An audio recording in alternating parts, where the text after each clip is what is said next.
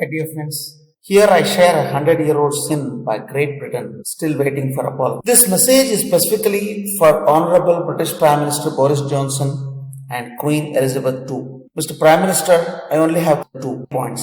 Point number 1. Imagine it's a beautiful day in Manchester and about 500 students have gathered in the St. John's Garden and having a beautiful day. They are meeting, exchanging views, and also they are two of their leaders. They express some of the disagreements on one of the policies of the government which is affecting their lives. And now, can a police officer along with his team, can they fire a single bullet on the unarmed students just because they don't like the content of the meeting? Absolutely not. They cannot fire. Point number 2. And this is a real incident. It happened about 100 years back on 13th April 1919. It is a beautiful sunny day in Amritsar, Punjab, India. And it is a Baisakhi day, the annual function day for the Sikh Brotherhood. And let me share, Mr. Prime Minister, the Sikh Brotherhood are one of the communities who not only value and respect, they also sacrifice their life for the dignity of humanity, and also they are one of the biggest charity givers in the world. Thousands of Sikh Brotherhood start offering prayers on the Baisakhi day at the Golden Temple at Amritsar, and also start gathering in the Jalianwalabagh, which is a park which is about 500 meters from the Golden Temple. They plan to meet at 4:30 and request the British government to release 2 of their top leaders, Dr. Satyapal and Saifuddin Kichlau, who are illegally arrested. Also, incidentally, Reginald Dyer, who is the responsible for law and order, issues a notice on 13th April 9 a.m. that there will be curfew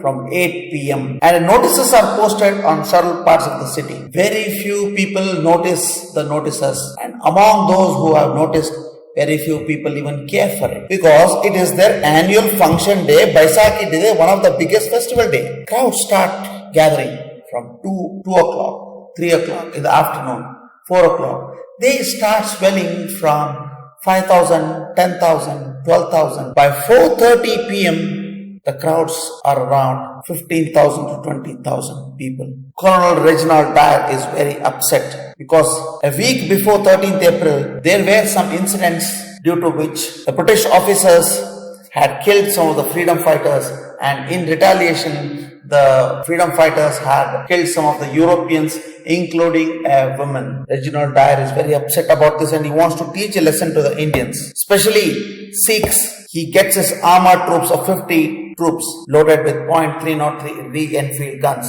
There are 5 gates and 4 of the gates are closed. And in the main gate, he enters with his armored vehicle, and without giving a single warning, without giving a single communication to disperse, he starts firing at the 20,000 crowd.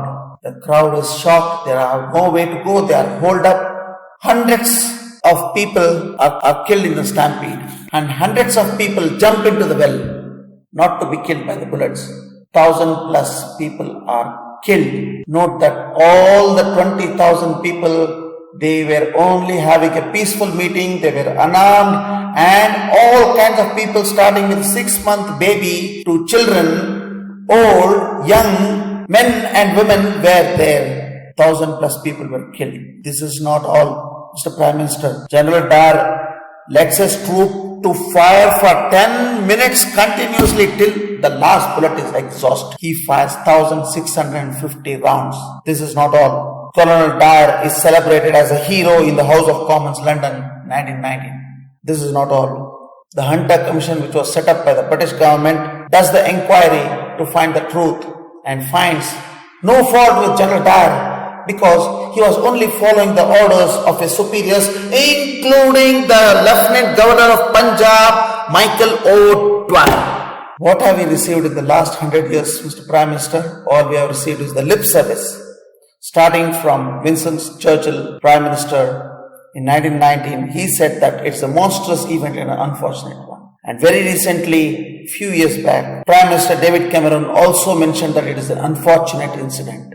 He even offered prayers at the Jalianwalabagh memorial for the killed. Even Queen Elizabeth has expressed her sorrows and has said that it is a scar in the history. But we have not yet received an apology from any of the leaders from the British government for the last 100 years. There have been several members of your parliament who have requested for an apology. Several debates have occurred in Britain asking for an apology. Several of the 6 organizations worldwide have requested an apology, but we have not yet received any one. I am not asking for any opening the legal issue, nor I am asking for compensation, because even if you give the whole compensation of the whole budget of a Great Britain, it cannot bring back the life of a single person who was killed in 1919. All I am requesting is a formal, unconditional apology to our Honorable Prime Minister Narendra Modi before 31st December 2019. It is already 100 years old, and let us not wait for any more days, Mr. Prime Minister. What are you waiting for, Mr. Prime Minister? You know all the facts. You have all the facts. By your apology, we will be achieving 2 objectives.